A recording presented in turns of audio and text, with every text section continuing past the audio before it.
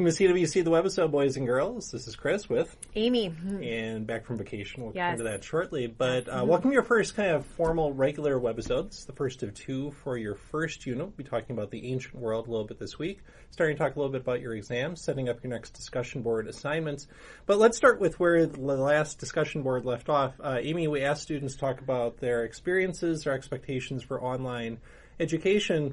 Can we just be honest with each other? What is your favorite and least favorite thing about teaching online to help students see behind the curtain a little bit? I would say my favorite thing about teaching online is that we have students who, we've had years where we've had students as far away as the Philippines.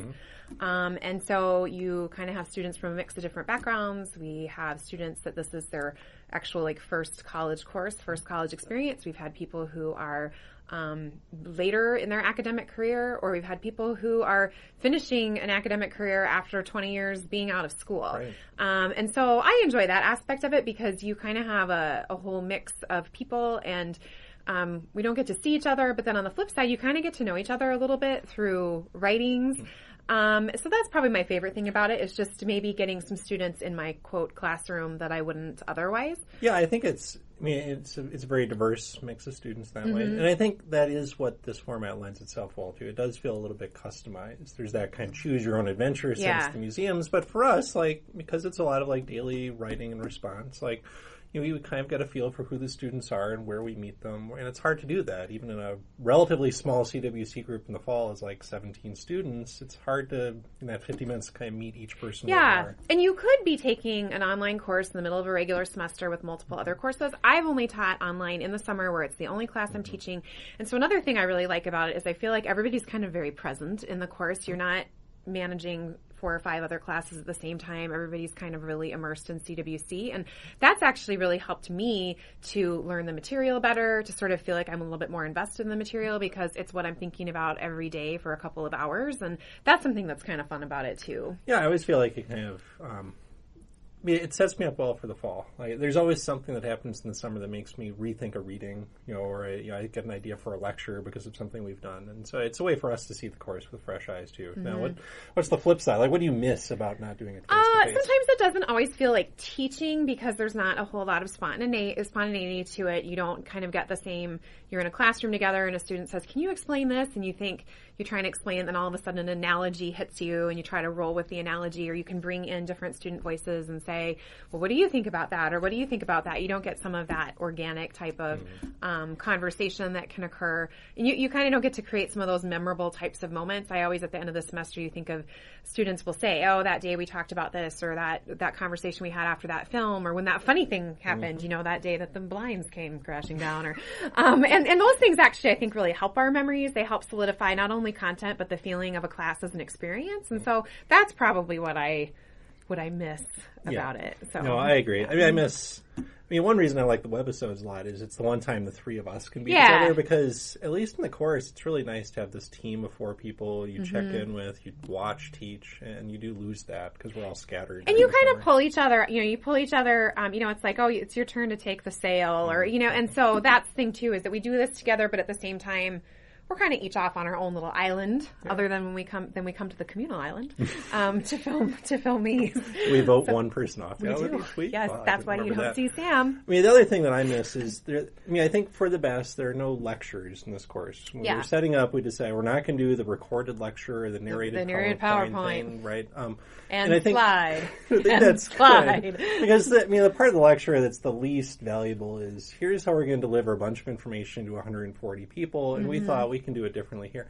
What you lose, though, is what's actually good about the lecture, which is getting to watch someone be passionate about history or theology or philosophy. And I just think, so what we try to do instead is you're going to get to see 20 different Bethel faculty talk about things that they're interested in. And very likely people you may have. And I think it's always fun to watch, some of these people are our friends, and yet you get to hear, in many respects, when I watch these films, I'm hearing things from them that I'm not in their classes, and I don't get to necessarily hear their expertise. So I think that's a real benefit to it. And you students, you'll judge for yourselves, but we've always received really positive feedback regarding the films, and that it's something that students really enjoy. So I like that too, is that I feel like we've created something that really works well in the particular format that we have. So. Yep. I think so. Yeah. Mm-hmm. So we have a test coming up. Amy. Oh, we do. That's a crazy. Not really. Not this week. Yes. But. No. Yep. We have an exam coming up on July 5th. And so we just thought it would be helpful to take a second to talk a little bit about the exam and in particular expectations that we have regarding your essays. For many of you, this may be the first time you've actually taken a timed exam that is online. And that can be well, let's look at it as a new and exciting challenge.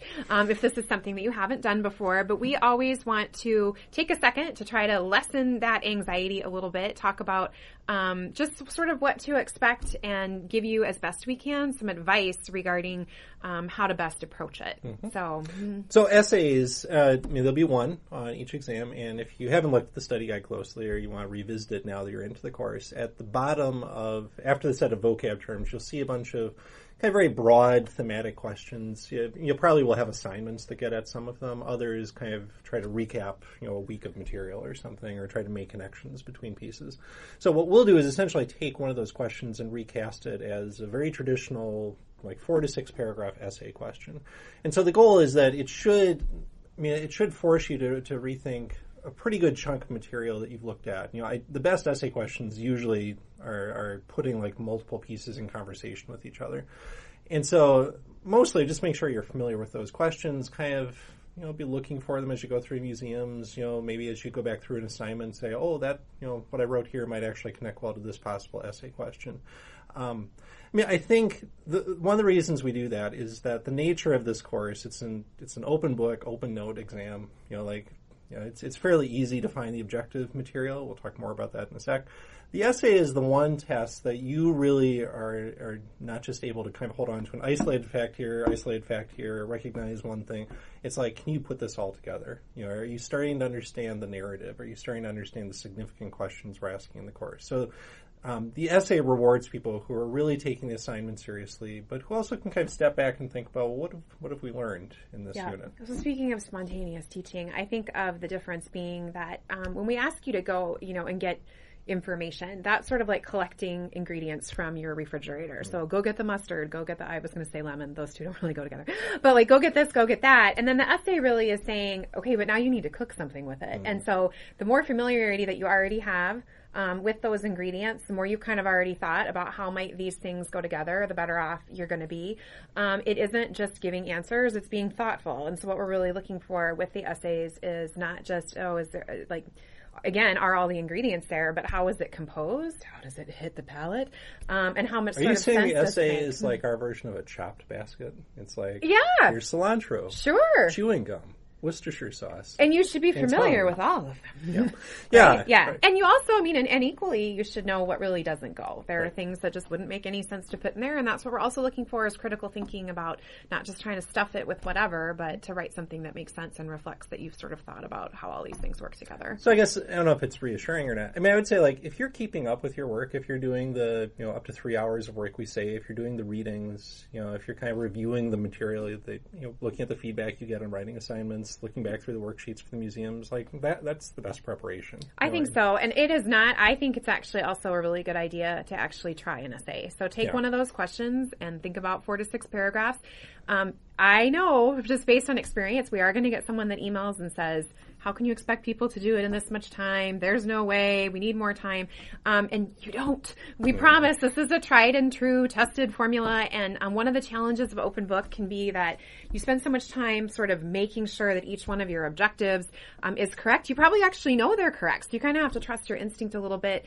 You do have to manage your time in the first time around. That can be tricky and it just feels kind of anxiety inducing because you're not used to it. So I would actually recommend taking some of those essay prompt like questions and time yourself. How long does it take you to write 4 to 6 paragraphs on those questions? And if it is taking you a half an hour, that's too much. You need to be able to condense that down. The flip side of it is it really shouldn't take you very long to answer the other questions. So if your approach is, it's open book, open note, I'll just kind of walk into this and I'll figure it out on the fly. Then you're not going to have much time left for the essay, and you really will be sunk. And just this isn't meant to sound like we're to be interrogators, but we know what that looks like. We've been teaching for a long time, all of us, and so we tend to know what it looks looks like when that's kind of the approach that one takes. So that's the essay. That's 30 out of the 100 points. Another type of question, type of term is a lot of vocabulary questions. But again, notice that on the study guide, some of those questions, some of those terms, you really just need to recognize them, put them on a timeline, and then for each kind of section of the unit, we pull out certain terms that we think are especially important. We call those mastery vocab. So, Amy, how do we? What's distinct about those? What kind of questions will look different on the exam having to do with mastery? Yeah. vocab? So with the mastery terms, you will need to talk about the term. If something I say to students is almost in a conversational type of way. If I were to say, okay, tell me about that in a sentence. Well, that is a recognition term. So being able to give you a sentence is I could recognize, I give somebody one sentence and they say Alexander the Great. But the mastery term is really pushing it into conversation. So I say, tell me about Alexander the Great.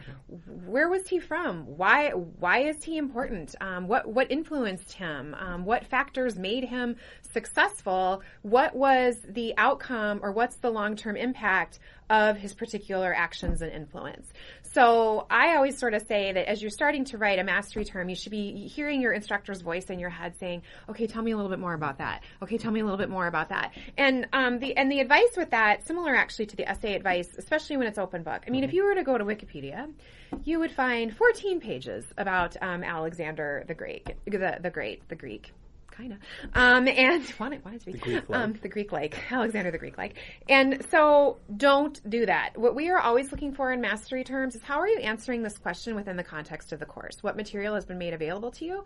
What have we said about him? What has the film said about him? What has your Backman text said about him? And so that's what we're looking for. So don't think the best solution is to just go to the interwebs and to try to find stuff. We're really looking for how are you answering this question, demonstrating that you've been using the materials that we've given you for the course. And you'll get a lot of practice. I think pretty much every museum worksheet, there'll be a section where it's like, here are 4 mastery terms you'll see in this museum. Tell us a couple of significant things about 3 of them, right? So on the test, you are prompted to go into more explanation on mastery terms, and you have like an open paragraph. And then to connect them. So you'll have a question where you've got and you'll have some choice here. So if you just don't know one, that's fine. But you'll have 3 sets, and you'll have to say, what does Alexander have to do with Aristotle? And then, because you could feel like, well, I should just write endless amounts of information about these. Well, this gives you a little bit of a constraint. Is you have to think about, well, how do these 2 fit together? Is there a cause and effect here? Are they answering similar questions but coming to different conclusions? And that idea of, again, being in conversation, you were saying earlier, putting them in conversation with each other. If they're 2 people, I always say, if they sat down to dinner together, where would they agree? Where would they disagree? And so how do they connect with one another? What kind of points? Who would pick up the tab? Who would pick up the tab? Sure. Like do they go Dutch? Probably. Unless it's before Dutch. Okay, I think Unit 1 is. I think we covered the exam. All right. Well. We'll actually say more in the second webisode for this unit too, but that's just to start you thinking about it. So another aspect of the course that we have already taken a look at is our discussion boards and how those work. So can you tell us a little bit about these course extension posts? What is that? Explain that to us. Right. So you've done one, actually kind of 2-part post, right? Introducing yourself, reflecting on online. You're going to get a second one that's due tomorrow. We'll introduce that at the end of segment 2, as it kind of flows out of the game that Sam and Amy are about to play. And so you always will have one like that at the beginning of each unit set up by a webisode. But then the other thing we're going to experiment with this year in online CWC is kind of throughout the whole summer, have what we call a course extension board. So I tried this last year just as a kind of experiment, just to see, I would suggest, here's a documentary that's out, or here's a new film, or here's some connection, or here's a museum exhibit, or just where do we see applications of CWC to the present? I tried to think one of the course goals is, can you kind of bring the past to bear on the present. And so you'll see that show up in assignments, but I just thought, what if we created a space where instructors, as they think about, here's where CWC is speaking into the present, or, maybe even to continue discussion out of a reading response and think, the student raised a really interesting point. Let's throw that out there for people to talk about. Again, just to create a kind of somewhat freer space where we could more conversational, push it further. Yeah. Mm-hmm. And so it's very broad outlines. We just have this one board. We'll set up some threads if you want to create a thread yourself. If you have an idea for what we should talk about, that's fine.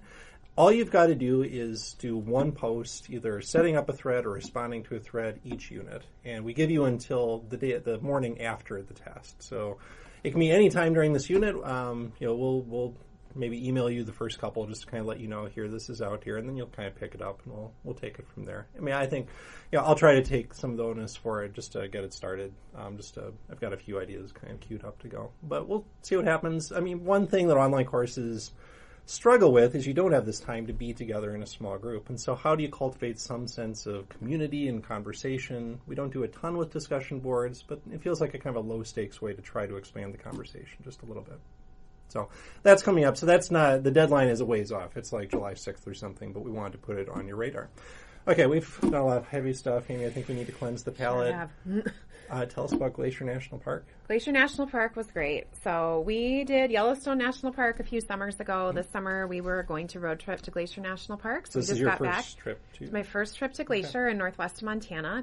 I think like almost 2/3 of Glacier is in Canada, and then we've got the other third that is down in Montana. And that's so the better third, right? We just stayed on the U.S. side. Good. So yes, but great. I highly recommend it. Beautiful. Unfortunately, one of the main things you do in Glacier is travel what's called the Going to the Sun Road, which essentially sort of crisscrosses Glacier. And for the first time in 5 years, that was closed this early due to snow. So yeah, well, I mean, it's that elevation's pretty darn high. So, and we had a lot. I mean, we were when we would be hiking, we would often come across snow. So, and at the same time, it would be 80 degrees. So, there was quite the temperature differentials, and the next day would be 60. And then, anyway. So, but Glacier was great. Did some horseback riding. Did a lot of hiking. I have to say, I've become a really big fan of the national parks. Yes. Right? Yeah. We haven't even done the Glacier or Yellowstone or any of those, but when I was on sabbatical, we did a few, the Blue Ridge Parkway is actually a national park. It's yay wide. Shenandoah Valley down there, too. Yeah, but we went to Grand Portage up by the Canadian border in Minnesota. Yeah. There's a National Historic Site there. It's really good. You just walk into this thing that the government offers, and they're fairly kid friendly. Yes. We've always had really good travel experiences in the parks. So many of the volunteers that work there are wonderful. I always really enjoy when you're eating at a restaurant or you're in a gift shop or something. So many of the employees are college students who are spending their summer in Glacier, and so our horseback guides were college students, and some of the waiters and waitresses we met, and everyone is just so friendly. And I'm not a big gift shop person, but I gotta say, the national park gift shops are the best gift shops.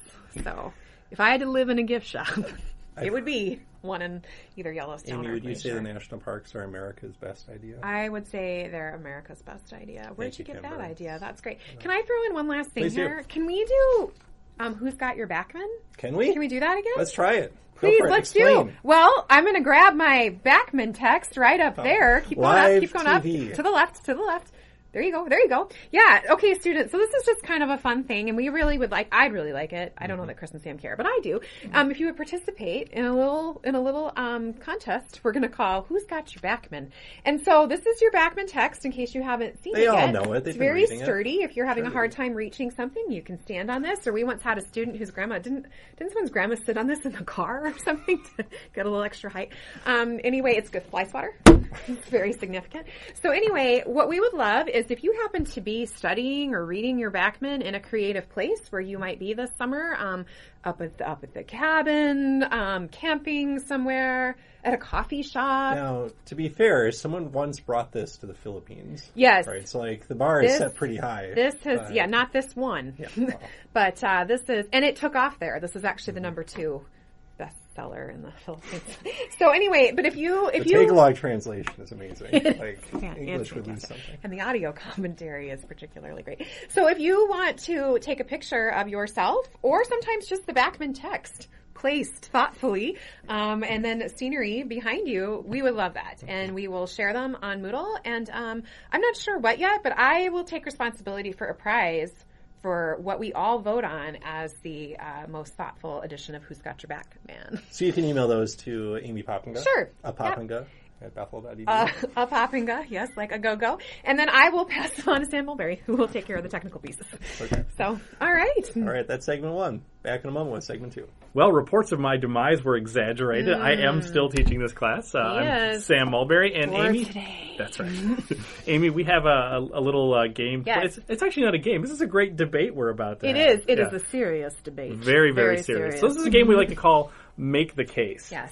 And we have 3 pairings, or 3 questions that we're going to answer. And inside of these very envelopes are the answers. So we don't know. We don't know. We are unprepared. We don't know which side of the debate we need to take. So, and we both have sides we don't want. So that's what makes us even more exciting. This is true. And see if you can tell if somebody gets one they don't want. So to be clear, just one thing. Our objective here is that we have to make the case whether we actually believe it or not. So these are not personal opinions. This is debate. Right. And when we're done, you can go on Moodle and we'll have something on there. You can vote on each one of these points who won the debate. So you are the judge. All right. And Amy? we do take it personally. So Absolutely. Just keep that in mind. Amy, the first question is about the great Greek philosophers. Who was right, Plato or Aristotle? So I'll let you choose which envelope you want. All right. Oh, they're even sealed. Oh, this is legit. All right, should I go first? Yeah, you go first. All right. I have Aristotle. So, why was Aristotle right? Why is Aristotle a better philosopher, a more important philosopher than his teacher Plato? The thing I like about Aristotle is that Aristotle's a scientist, right? Aristotle doesn't sort of neglect the truth around him. He doesn't neglect this world. Plato wants to talk about big ideas, but it's sort of soft. And every time I teach Plato, I find myself saying to students, I know it sounds weird, but let's just kind of go with it. It feels like we're going with a thought experiment when we talk about the forms. When I talk about Aristotle, it's just Aristotle makes sense, right? Aristotle is logical. Aristotle is a scientist. He's the father of the sciences. Like, can I do this, or should I just be like, No, sorry. So I mean, and so I think if we look at they're undoubtedly both very important. So I'm not saying Plato's not important, but Aristotle lays the groundwork for not only major philosophical questions, major philosophical schools, but scientific schools, scientific methodologies, right? His focus is that the truth is in this world. He says, yes, there is form, but form is immanent. It's in the things themselves. Agreed. If we are thinking about this practically, though, and pragmatically, which sounds like Aristotle would appreciate, absolutely, I think we have to acknowledge, though, that there would be no Aristotle had he not been building on the ideas of Plato. So I feel like we can't. But he thinks that Plato's wrong. Form is immanent. He does think Plato is wrong, but at the same time, it's the process of being pushed further in terms of the thinking about how do we go about finding truth that is what pushes Aristotle to arrive at his own formula for that.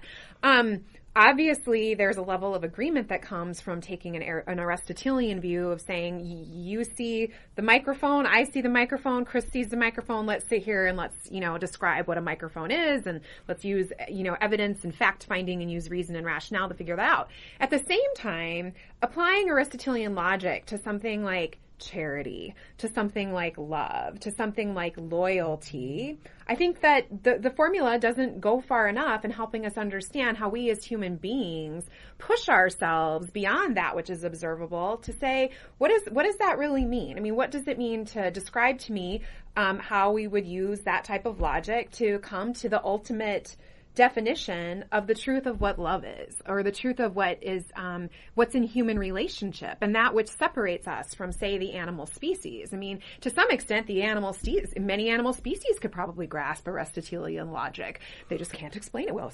I think some probably can. But at the same time, where does that make room for this whole notion of thinking of that which is beyond? And so when we consider something like, not just to harp on this sort of idea of love, or even the concept of fear. Well, I can observe fear in somebody else. And at the same time, the ability to say, what does it mean to actually be fearful? And how do I actually think about what it means to, say, be fearful of a spider versus fearful of losing one's life, or fearful from the diagnosis of a disease? For me, that's where I need my Plato.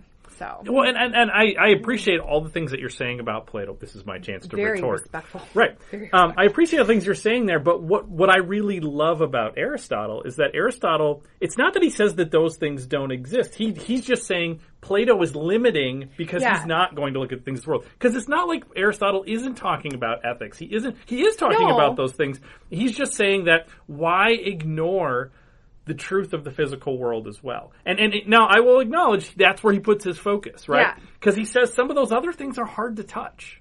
Right. So I feel like there's a degree of humility in that as well, saying, I don't know if we can understand those bigger things, but maybe we can understand them if we start with the tangible things around us. But I think that Plato's point is like, yes, you want to understand them, but at the same time, with human potential, we have to keep pushing. And so it's like Plato is like the push. It's like, let's keep pushing it. Don't we all want to keep pushing? Agree to disagree. Sounds good. All right. Our next question, Amy, you get to go first on this one. Is Alexander the Great overrated? So Alexander the Greek, like, okay. Really Alexander heavy today. We are really Alexander, yes. Oh. No. No, he's not. No, I mean, I think that it's interesting because whenever you say to anyone, Alexander the what? Everybody knows. Everybody. So this is something, I think Alexander the Great is actually one of sort of the first early figures of history who has a universality that transcends across culture.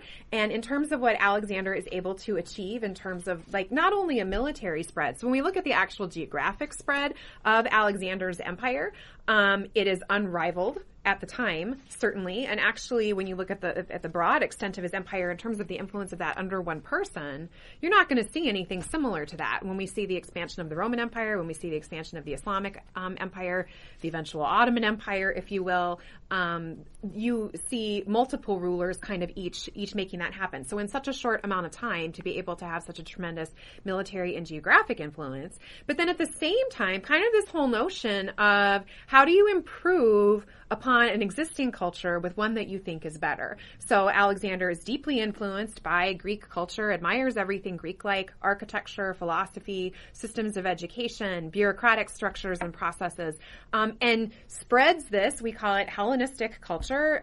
Hellenistic means Greek-like, takes that culture with him everywhere that he goes, and we still see the influences of that. I mean, we all recognize Greek architecture. Its influence is still at work in our own society, and why do we use it? I mean, we aren't using Greek architecture to like make the, I don't know, like the auto garage down the street. No, we use it for our important government buildings because of what it says. And I think part of what it says is a sort of I'm not going to call Alexander the Great like the model of fairness by any means, but it is supposed to represent sort of like humanity at its best in a way, humanity seeking something higher, and then also sort of a sign of power and influence.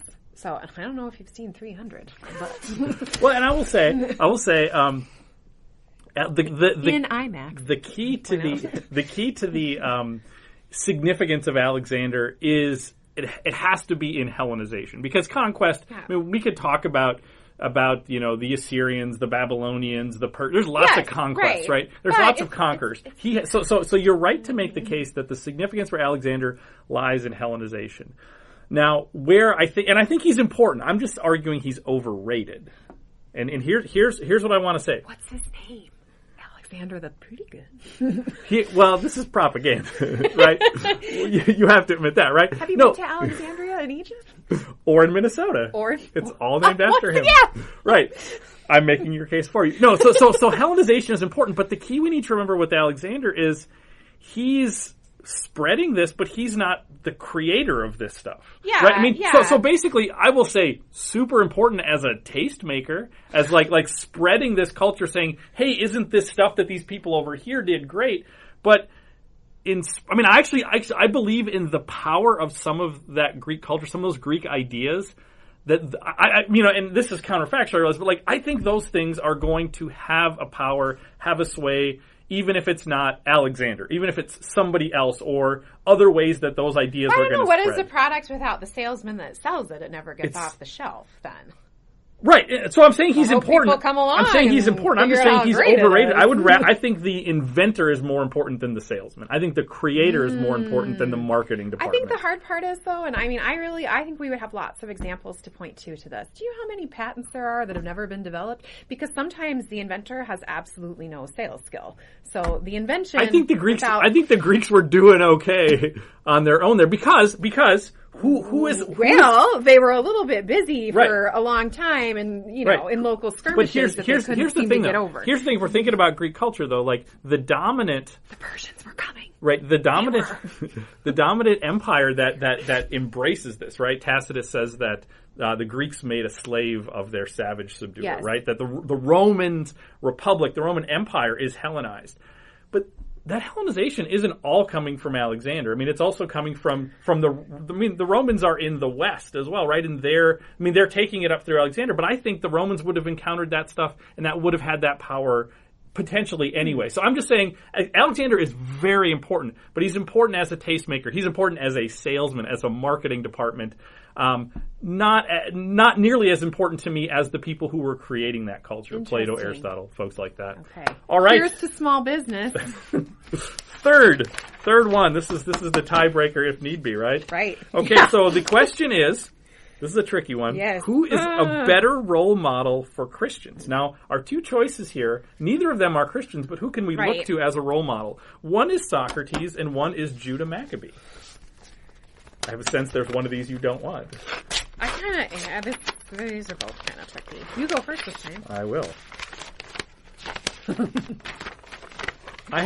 This is a tricky one. I have Judah Maccabee. So who is Judah Maccabee? Judah Maccabee is the leader of the Maccabean revolt. And I'm gonna start by saying, why is this a tough one to make the case for?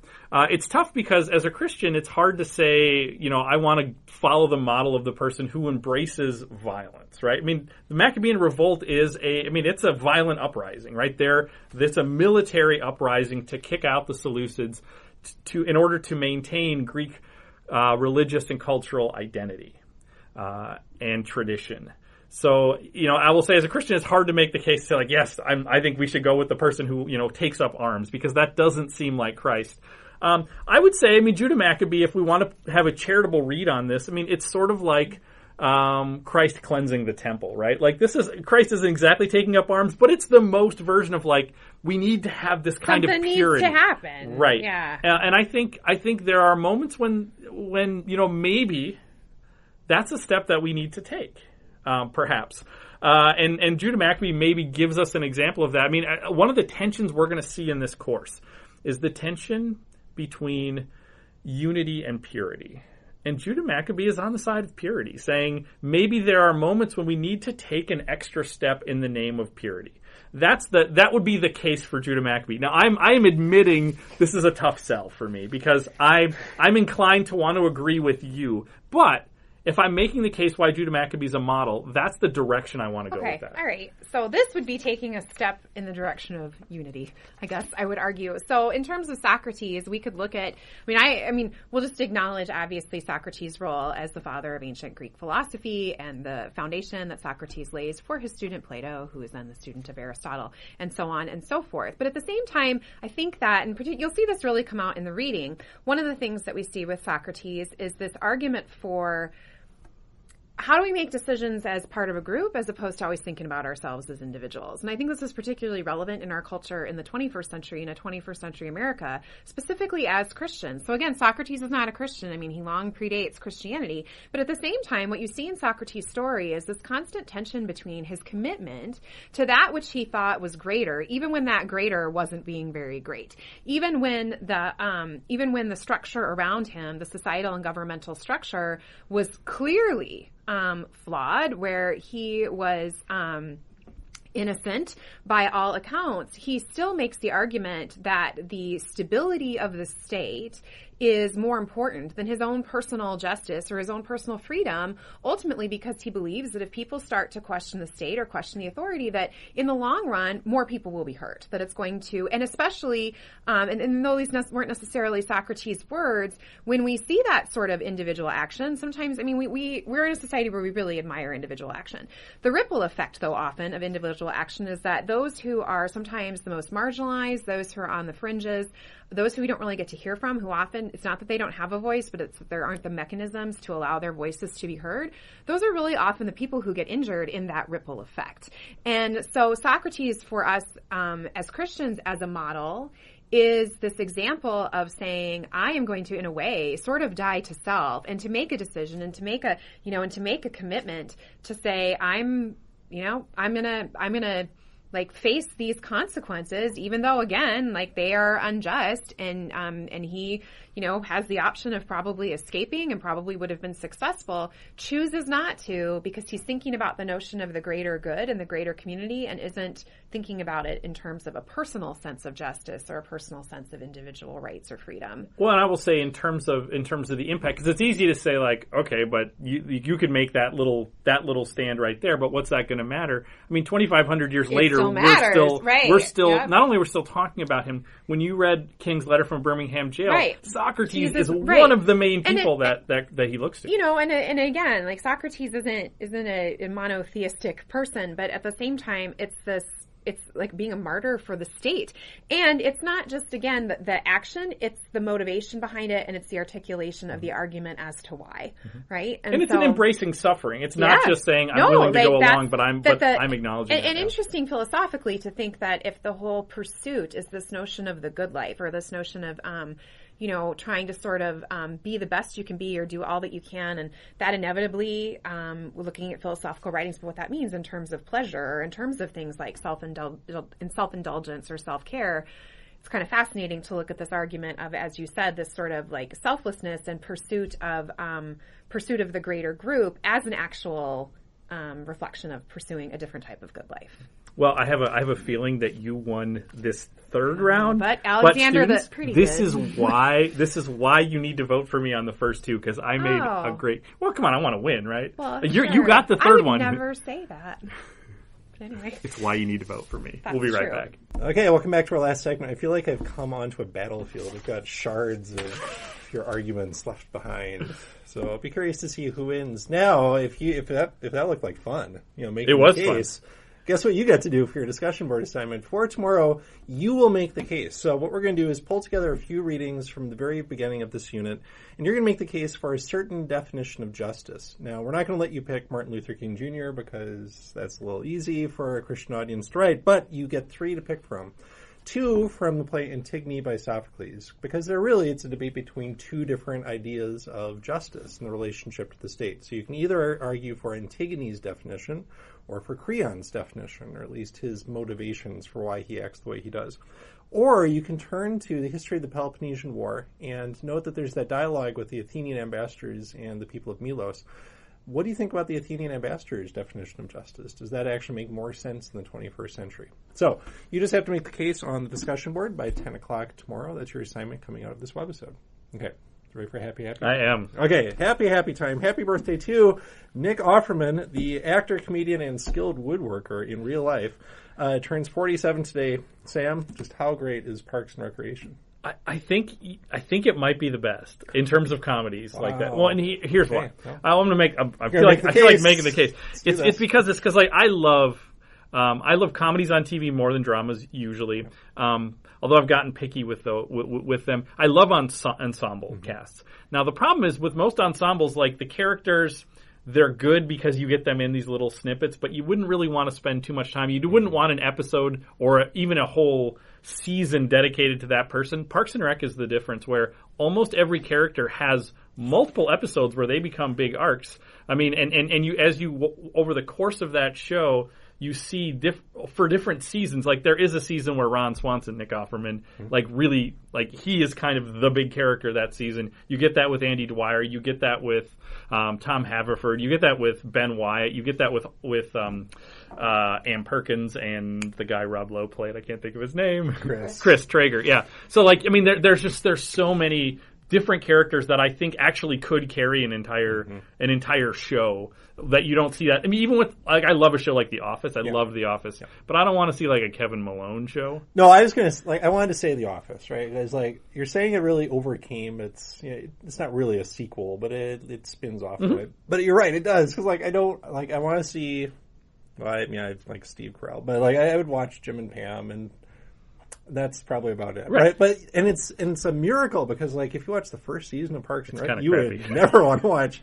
I mean, it's clearly it's a vehicle for one very gifted comedian, right? And the others are just there, but it grows into this thing, which It's kind of amazing. I want to argue for Mary Tyler Moore. I want to argue for Cheers. I want to argue for Larry Sanders Show. I want to argue for Seinfeld, but I think you actually just won that case. All right. You're going to put up a fight. There we go. Happy anniversary. The U.S. Marine Corps, which defeated the German army at Belleau Wood on this day in 1918. Chris, do you have any J-term trips to talk about? Or? Hey! Guess what we're doing in January 2019? We've probably mentioned this already, but every episode we'll just mention it again. We were talking about salesmen earlier, That's Chris. Right. So, You're the Alexander the Great of World War I. I don't know what to think of that. So every other year, so this is odd number J term, Sam and I take a group of students to Western Europe to study the history of World War I. And while we're there, to study a lot of other stuff too. So it's kind of a history of the early 20th century. But we go to World War I battlefields, memorials, cemeteries. I think that's kind of by all accounts the real heart of the course. But we also spend a week in London. We go to Oxford. We go to Paris. We go to Munich. Take a day trip to Salzburg. We go to Dachau. We talk about the Holocaust.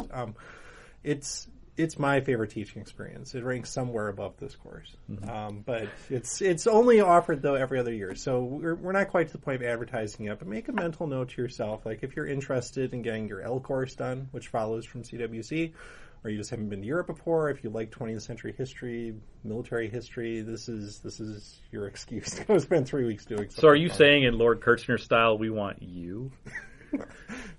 Sure. Okay. Okay.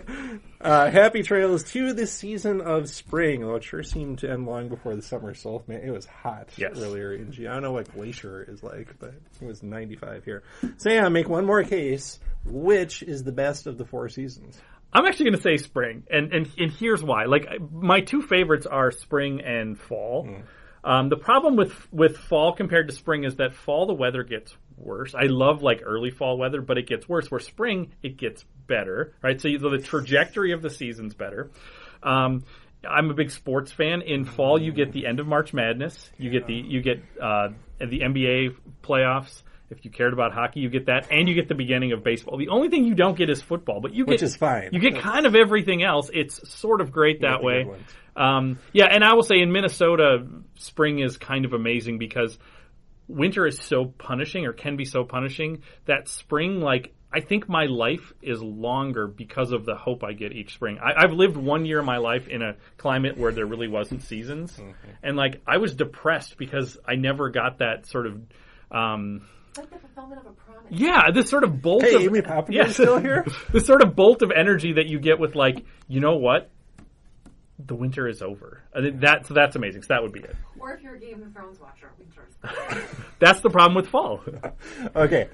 I like all those things, especially because you mentioned baseball. But here's the thing. Winter is clearly the best season because we are a Christian people devoted to self-sacrifice and suffering. I want to put this one to a vote. and it's Minnesotans. It's where we get to feel so much more righteous than every other person on Earth outside of Siberia, right? But definitely the other 50 states and other 49 states. And what do Minnesotans love more than self-righteousness? That's right. Lording it over everyone else. So... this was not really make the case. I don't want to be. All right, but I think I won. So okay, fair enough. Okay, so students, what do you have coming up? You have a discussion post in which you make the case for a Greek definition of justice. That's due tomorrow by 10 a.m. on the discussion board. You don't have to start your own thread. You can respond to someone else's, but you do have to post something before tomorrow. And please vote for Make the Case. Sam, Amy, who won? We're going to keep doing these games as kind of a tournament throughout the summer, so we'll play Make the Case a few more times, a few other games as well, but here's your first shot to contribute to judging that process. We've got your backman, right? Is that what we call it? Yes. Got your backman. Send us your... Make it more fun. We got your backman. I don't know. I'm going to take it. Backman. Oh, I get it now. Oh, my word. So send your pictures. You can send them to Amy or to Sam. Don't send them to me, clearly. But Sam Mulberry or Amy Poppinga will be happy to share those as you take vacations, places, and, of course, bring your Backman text with you. Otherwise, you've got a test coming up, but it is a little ways off. We'll talk more about it on the second webisode of the first unit, which is coming up in a matter of days. Anything else, Sam? I got nothing. And if you have other thoughts, things you want us to talk about, you can always email any of us, and we will bring it to the next webisode. Past that, Sam, how do we finish this? I don't think we have an ending. It just keeps going and going and going. We'll see you next time.